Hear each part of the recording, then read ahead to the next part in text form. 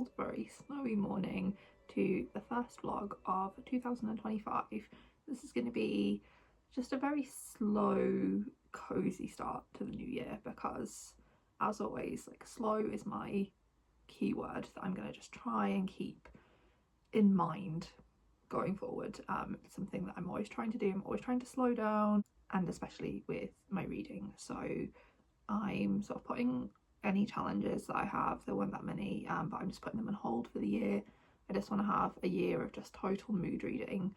I'm going to cancel my Everand subscription once I finish reading the book that I'm currently reading, just because they've changed the app a little bit and I don't like the way you read now. I read on my iPad and you know, like swipe up rather than swipe to the side, and I'm not enjoying the experience of that, so I'm going to cancel it. I've been meaning to for a while anyway. I did this last year as well, just to focus on like library books and books that I already own. So I will be doing that as soon as I finished the book that I'm currently reading on there, which is It Lasts Forever and Then It's Over by Andermark. And I have such mixed feelings about this book because it's, on the one hand, so very beautiful. The writing is just gorgeous. She's such a talented writer. So this is narrated from the point of view of a zombie in the midst of an apocalypse. So it's like an afterlife kind of story. And there was this one review on Goodreads by Nadine in California who says this is not a zombie novel but rather a walk with grief in the company of a zombie. And I just thought that was such a beautiful, elegant way of putting it, and I agree with that. That's exactly what this novel is. It's very slight. It's only 120 something pages, I think, and I'm only just over halfway through now. It's, like I said, very beautifully written, and I'll be reading it and just like think, oh, that is such a gorgeous sentence or such a gorgeous paragraph. I think overall the story's lacking emotional impact for me. I don't know what it is. I'm just struggling to really connect with it. Like, I can see the writing's beautiful. I'm highlighting so many different sentences and passages, but yeah, overall it's just not really working for me. I think the writing style is very it straddles the line between being too purpley and too pretentious, but I think because she's such a good writer it works, and I don't think she's overdoing it, but I think a less talented writer might step over that line a bit too easily. It is gorgeous. I think it would make a really good film. I could see this definitely being like an A24 film or something. I should probably tell you a bit more about it. Like I said, we're following this woman who is in the afterlife. She is a zombie consuming human beings that are sort of trying to hide from her, and she's living with a group of other zombies in an abandoned hotel, and she's looking back on her life with this other person before she became a zombie. She also has a crow, she finds a dead crow and she like binds it to her chest to sort of carry it with her all the time, and it's really talking about how mundane the end of the world is. That's what I'm really getting the sense of. So the narrator will talk about, she says, the end of the world looks exactly the way you remember. Don't try to picture the apocalypse. Everything is the same. And it's really talking about just the absurdity of just having to carry on with your daily life, like going to work and like maintaining your house and maintaining relationships just while the world is ending. And I think that's so like pertinent for our time, you know, with like late stage capitalism and the climate crisis. It just feels like, when you just really think about it, like, why am I still going to work amidst like all these awful atrocities that I'm seeing on the news every day? Like, it just seems completely absurd that I'm just still living this life when everything's just going to shit, you know. So I really liked that aspect of it. She talks about how people who are just like hiding from zombies inside like their boarded up rooms just said the living are plotting their salvation. They're watching reruns, they're playing board games, they're updating the canned goods inventory, the history books, the Bible. They're teaching their children, they are sleeping, the living sleep, they give birth, they die, they sneak out to have sex on a golf course even now. And just that line hit a bit too close to home, I think. I think it does a really good job of just speaking about the end of the world and how mundane it is, and how it's not just this big like crazy event. It's just life just keeps on going while the world just ends around you. This book obviously has its merits, and I'm enjoying it to a degree because I'm, you know, engaging with it so much and like highlighting so much, and it's really making me think, and the writing is very beautiful and profound. But I think maybe it would have worked better as a short story. I think it would have potentially had more impact because it's very plotless. We're just following this zombie as she like traverses from one place to the other, and like sort of interactions on the way. And I don't think it sustains itself particularly well to like a story of this length. I think maybe if it had been like 30 to 50 pages, it would have been really impactful, or even less. Like you could have got it into 10 pages and still made it so impactful. She's a really talented writer. She definitely could have done that, and I think it just would have worked better for me personally, at least. So yeah, I'm glad I'm reading it. I can see why so many people say that this is one of their favourite books that they read last year, but it's not, so far at least, going to be one of my favourites. I've also finished a book. I finished reading A Study in Scarlet by Arthur Conan Doyle. Never read any Sherlock Holmes before, and this is the first one in the Sherlock Holmes series. We're following Dr. Watson, who's just returned to London from the Afghan wars. His health has been badly affected by the wars, and he's just looking for something to do with himself. He's not working at the moment because his health is too poor, and he's just really at a loss in his life when he sort of by chance stumbles upon a man called Sherlock Holmes, who is a detective and a scientist, and he finds himself sort of wrapped up in a case that Sherlock Holmes is undertaking. It's about a man who has been found dead, an American man. He's been poisoned, and they are just trying to find out what's happened to him. And this is not a murder mystery in the sense that I was expecting. I thought it would be like, we're just going on this journey to find out who's done it, but actually it's revealed quite early on. Sherlock Holmes is just like, I know who the murderer is, tells us who it is, and then we find out the murderer's backstory. And I thought it was really interesting. So the deceased man is American, and we go right back to sort of like 1840s America. I read this on audio, and it's narrated by Derek Jacobi, and I really enjoyed that. It's quite short as well, which helped.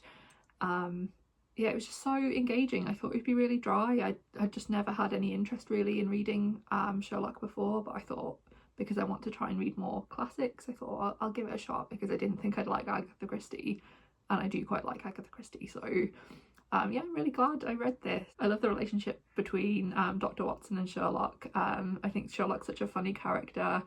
I couldn't help but imagine, because one of my favourite films of all time is Disney's Basil the Great Mouse Detective, and so I just see Dr. Watson as Dawson and Sherlock Holmes as Basil, and I was disappointed that there was no like giant rat villain. I was surprised at how hooked I got, and I think the part of the book I enjoyed the most was when we got the murderer's backstory.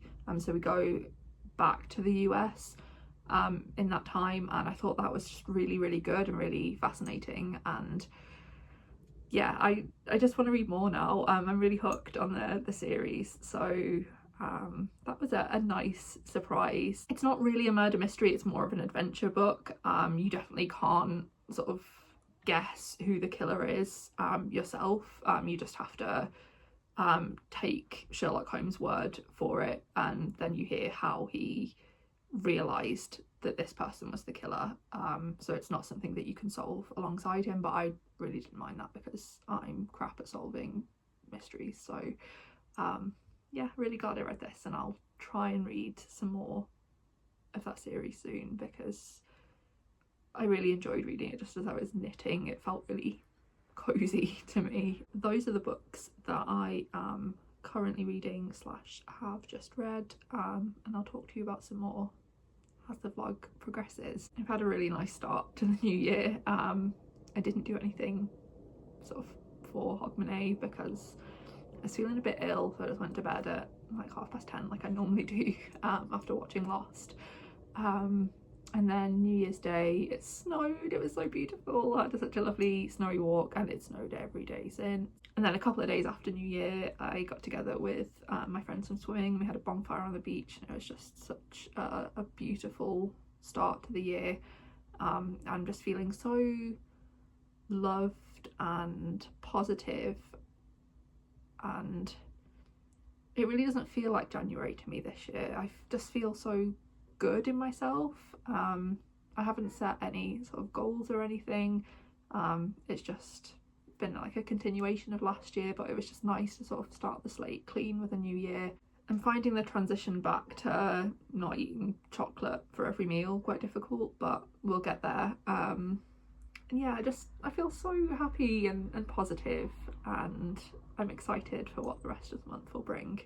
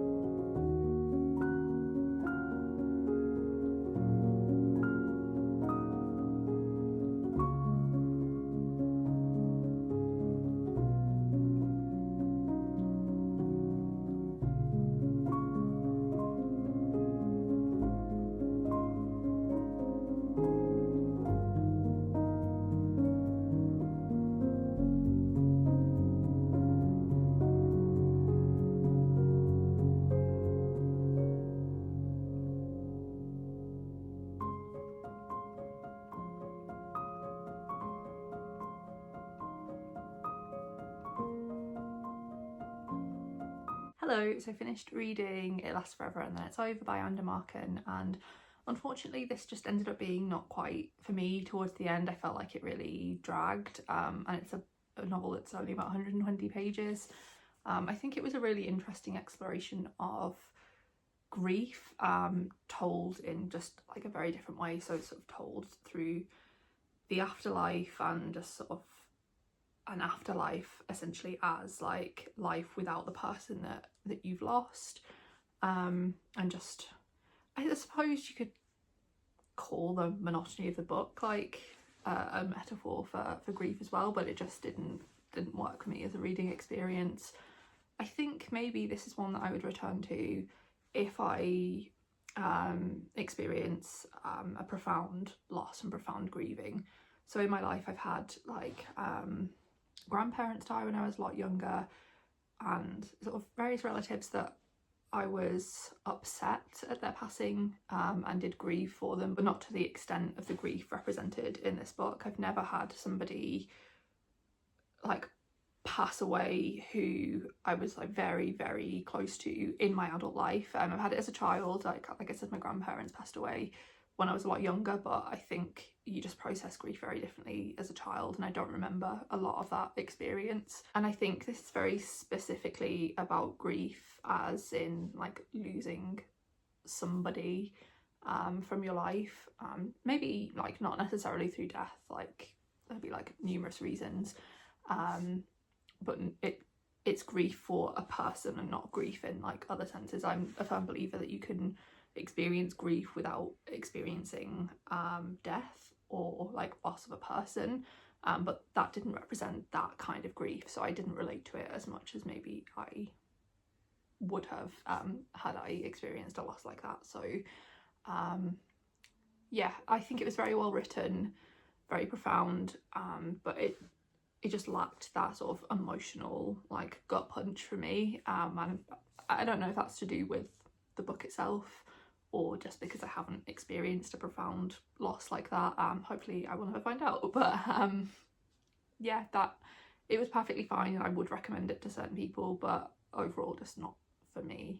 I'm also fully back on my literary fiction bullshit because I had a period towards the end of last year where I just only wanted to read fantasy, and I'm not a big fantasy reader, but I was just like constantly craving fantasy, and I feel like I'm really craving literary fiction now. It used to be like the main thing that I read. I wouldn't say that's necessarily the case anymore, but I'm really craving it. So I picked up Half Swimmer by Katja Oskamp, and this is a piece of German fiction. It's translated by Joe Heinrich, and I think it was published in the early 2000s, originally in German, but it's only recently been picked up by Perrier Press and translated into English.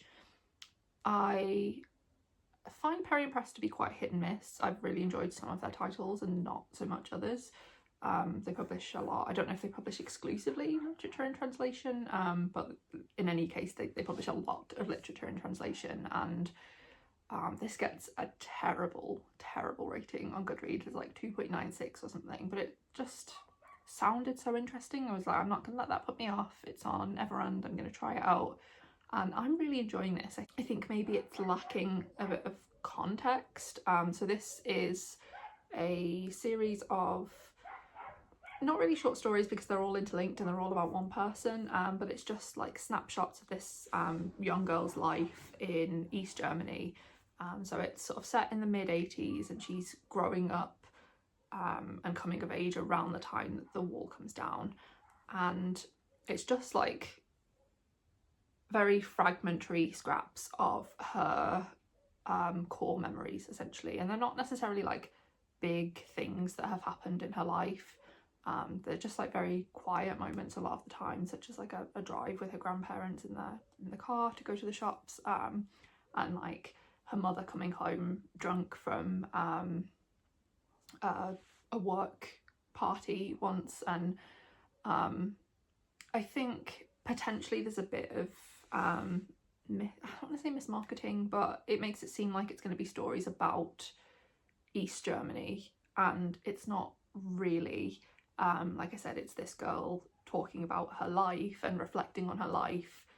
She just happened to grow up in the GDR, but the sort of wider political context is not absent, but it's not at the forefront. Like the focus really is on her life and her memories, and very quiet moments. There's a distinct lack of plot. The stories kind of don't follow like a chronological order. They sort of jump about all over the place, and I've just got to a bit where it's in like the aftermath of the wall coming down, and yeah, there's not a lot of signifiers really that it's set in East Germany, other than she talks about her parents being members of the party and teachers being members of the party, and mentions the Berlin Wall coming down, and that's about it really. There's been a bit of a tone shift now. I don't know if we're going to go back, because I've just got to a point where she's a young adult living sort of in a newly unified Germany, and there's been a slight tone shift. I think she begins to measure things in how much they cost, like financially. So she'll mention this cost this amount of marks, this cost this amount of marks, and we're obviously getting to that very turbulent time for East Germans in terms of like finance and just finding themselves experiencing poverty for the first time, and just having to worry about not having enough to eat and things like that. So yeah, it's really interesting, I think. So I have studied and written about the GDR quite extensively. I have sort of more knowledge than the average person outside of Germany, and so I got a lot, or I'm getting a lot from this book, but I think maybe it could benefit from just a bit of context, like maybe a translator's note, or just like something like that at the beginning, just to sort of ground you, and so that you know what to expect really. I think potentially if I didn't have any context to this, I wouldn't have enjoyed it as much, but yeah, it's really good. The opening story alludes to sexual abuse of a child, and it's not really questioned, and I think a lot of people didn't enjoy that aspect. I think it not being questioned isn't a reflection of like the author's just like, oh, that's fine. I think it's just we're looking at this girl's past, and she hasn't come to terms with it, maybe hasn't fully processed it, maybe doesn't realise quite how wrong it was. So I think maybe that's the first story you're reading. It's sort of like not setting you up in the best way for this book, but I do feel like it improves as it goes on. And I'm really enjoying this. I don't have anything more to say at this point, but I'm glad I didn't listen to the Goodreads reviews because it's good and it's right up my street. I'm also listening to the audiobook of The Magic Toy Shop by Angela Carter, narrated wonderfully by Fiona Shaw. I've read this book before, but a long time ago. I think I was maybe 18, 19 at most. We read some Angela Carter in like my very first introduction to like literary criticism at uni, and it quickly just like Angela Carter became my entire personality, and I haven't read anything really by her since then. I remember enjoying The Magic Toy Shop at the time, and just finding it very weird. I think I'm finding it a lot more disturbing than I did then, which I think is a good thing. Like, I've clearly grown as a person and just have a better understanding of like what's right and what's wrong, because this is the story of a girl called Melanie. She's about to turn 16. It was written in the 1960s, and she lives this very privileged life with her parents in a lovely house in the countryside. She just sort of wants for nothing, and she lives with her housekeeper, Mrs. Rundle, who looks after the children while her parents are away. So they travel quite a lot because her father's a diplomat or something like that. And when the parents are travelling, they are unfortunately killed, and Melanie and her siblings, Jonathan and Victoria, find themselves orphaned, and they have to say goodbye to Mrs. Rundle, the housekeeper, and go and live with their Uncle Philip in London. The parents didn't really have any assets to leave them, so they've just found themselves penniless and have no choice but to go to stay with their uncle. Melanie's always been a bit fearful of her uncle. She's never met him before, but he owns a toy shop in London, and once he made her a jack-in-the-box that terrified her because it was like a caricature of her own face that he'd got from a photograph, and so she's just like, I really don't want to go there. Uncle Philip has now married. He's living with a woman called Margaret and her two brothers, Francie and Finn, and Margaret is mute, and a comment is made that Uncle Philip likes his women to be quiet and to be seen and not heard. He's quite he's a very misogynistic character. He's very violent and abusive, and it's just not a nice situation for Melanie and her siblings to now be growing up in. It talks a lot about privilege and wealth, so Melanie's just really getting used to a new way of life and not having all those luxuries that she's had and just always taken for granted. She didn't realise there were houses, for example, that didn't have running hot water, and so she's adapting to that. And she's also coming of age and starting to develop sexually, and starting to become curious about sex and men and relationships. I don't remember a lot of this from when I read it, but it's already starting to be very unsettling. There's a lot of sexual abuse within this of Melanie and sexual coercion by one of the brothers, and she's really being taken advantage of, and it's not pleasant to read about. It's not pleasant to read about Aunt Margaret and the way she's treated, and it's just an awful situation with this awful tyrannical patriarch sort of running the house. He owns a toy shop. The toy shop is a bit weird. It's selling weird like masks and dolls and things, and Melanie's just a bit like, I don't like seeing that. And he's also obsessed with puppets and puts on these weird puppet shows. That's as far as I've got into it. I think Angela Carter was a wonderful writer. The writing is just so beautiful. I just cannot fault it, like on a sentence by sentence level. It's perfection. Definitely one of my favourite writers in terms of like the way she writes. I can't in good faith recommend this book because of the attitudes towards disability, towards fat people. It's racist. So while I don't think we absolutely like cannot read it. I do think you need to know that going in, and we need to be like critical of that, because it's quite hard to read in places because of those things. And Angela Carter does have this habit of using disability as metaphor, which I really don't like. I think it's gross, but the actual like writing, stunning, and I'm really enjoying it. I'm enjoying Fiona Shaw's narration. I think she's doing a brilliant job. The audiobook is edited horrifically. It's so bad. I say that as somebody who is making these videos. You've seen my editing. It's atrocious, but this book, it's even worse than my editing. There are sentences repeated all over the place. It's just quite jumpy.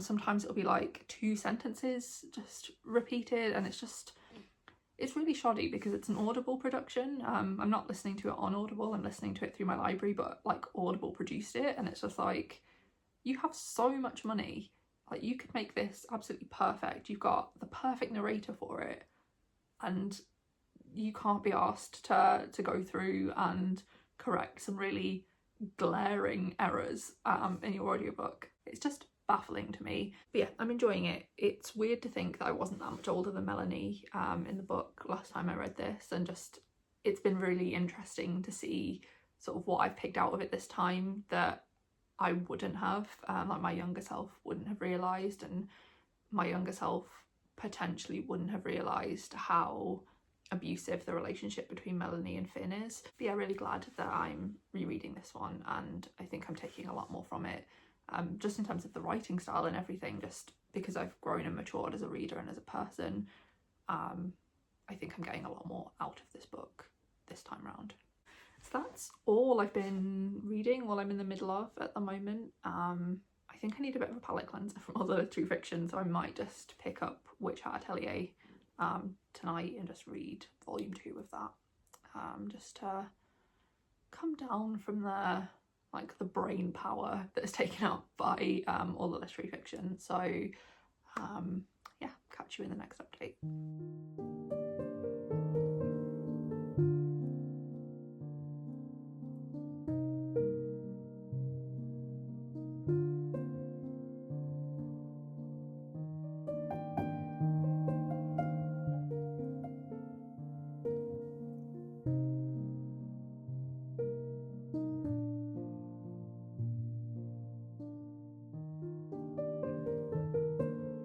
This sun is right in my eyes, and it's annoying but also kind of enjoying having the feel of the sun on my face.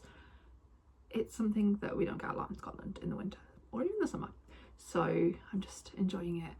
It's been such a beautiful day. Like yesterday and today have been so nice, so sunny and fairly warm as well. It's almost like a spring day today. From New Year's Day to probably about the 13th of January, we just had constant snow in the part of Scotland that I live in. It snowed on New Year's Day and it stuck, and then it just never went away.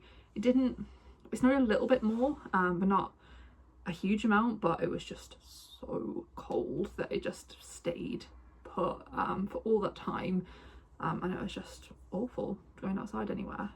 Just not fun. And it wasn't even particularly aesthetically pleasing when it just turned into hazardous slushy ice. So I'm glad that I've been able to leave the house a little bit more the last few days. I have not made any more progress with Half Swimmer, and probably won't in this video just because I want to get it filmed and edited and uploaded. I also didn't read Witch Hat Atelier like I said I would. My plan was to read Witch Hat Atelier yesterday, which was my husband's birthday. We went out for pancakes for breakfast, and I was just like, I'm going to be really full of Biscoff banana pancakes, so I'll have a nice afternoon to just sit on the sofa and read Witch Hat Atelier. But I decided to clean my house instead. I even got like the carpet cleaner out and was like scrubbing the rug, scrubbing the stairs. I don't know why I used my rare day off work to do that, but that's what I did. I finished reading The Magic Toy Shop by Angela Carter, and I did really enjoy this. My opinion hasn't really changed on it, in that it's quite problematic in places, also fiercely feminist in others, and at its core is the story of a young girl who's like coming to terms with her sexuality and experiencing some kind of sexual awakening, but also being taken advantage of. It's very fairy tale-esque in the way it deals with things. Like I said, it has the mute auntie, it makes allusions to Bluebeard, and has this really tyrannical patriarch who's like ruling over the house with an iron fist and everyone's terrified of him. But it didn't really change like my feelings towards it. I gave it 4 stars in the end because I really enjoyed the writing, and I think Angela Carter's just one of my favourite writers in terms of like the language she uses is just so sensuous and lively. It's really beautiful. The ending didn't do a huge amount for me. I found the ending of the book quite unsatisfying. I obviously won't tell you what the ending is, and also there's like a kind of, I don't want to say a plot twist, it's just a bit of a reveal that's just very weird and troubling, and why I didn't really understand it, but that may be on me just lacking any critical thinking skills. So yeah, enjoyed it a lot. I want to recommend the audiobook because Fiona Shaw's so good, but it was just really poorly edited, and I found myself like rolling my eyes. I was just walking along to the shop listening to it and just being like, oh my god, it's doing it again, where we just like have a couple of sentences and then it just skips back and repeats them all. It was just so annoying, but the actual narration was really, really good. But yeah, one that I would be hesitant to recommend to everybody just because of the nature of it and the sort of things it deals with. It deals with, like I said, sexual assault, and has just a lot of very outdated and gross language that's not great.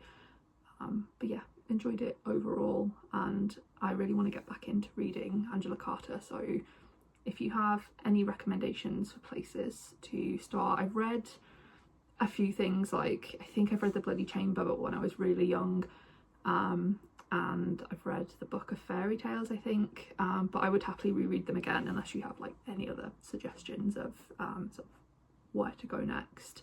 I don't necessarily think The Magic Toy Shop was the best introduction to Angela Carter, but I enjoyed it well enough. So yeah, gonna leave it there. Thank you very much for watching. I'm gonna get back to work now because my lunch break is very much over, and I'll catch you in the video soon. Bye.